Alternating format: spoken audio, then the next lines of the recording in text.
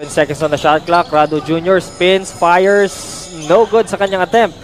Bergantin na with the ball para mga taga-Kataingan.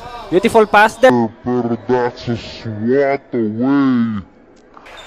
Via Anabo. Pero Bergantin secures that second chance effort. Aliego Jr. Nice defense on the side of Kataingan. Bergantin, inside pass, fakes, goes inside, drives, that's good, 2-pointer. Ulit, ito Hilonggo, medyo malakas yung pasa niya doon, that's good. Turnover. On the side of a PUV Corpus, and an easy 2-pointer. Ngayon between Team PUV Corpus dahil kailangan nilang manalo para maka-advance daw sila sa next Round.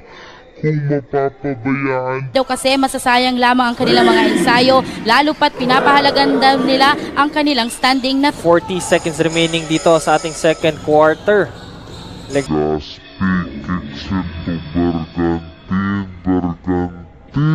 With that 2-pointer using the board. Second quarter.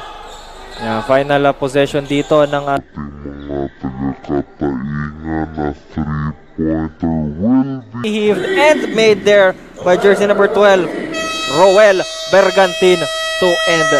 Intercepted pass there by Pipito. He will get that steal. Passes to Bergantin. Bergantin. Extra pass to Pipito. Pipito will heave. That's good too. step nito. A good ball fake mula dito kay Rado Jr. But again, binawi ka agad yun, partner. Roch Legaspi. With that Vince fading away. No good. still struggling.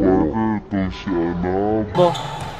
Pero yun, open on the other side. Legaspi again. And Yanson will go inside. Kicks it out. Bergantin will Go inside, 5 seconds to shoot. Legaspi mid-range. That's good again. Side of PUV Corpus.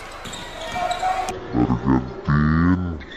Passes to his teammate. Gallego Jr. with a layup. That's good.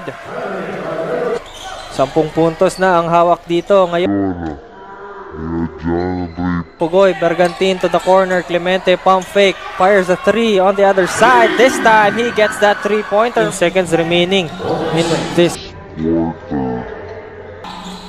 Bergantin to Versales is good. Plus a foul and a chance for his teammate Clemente. Balik. Sa kanyang bola, Goes inside, kicks it back to Clemente for 3. It's good.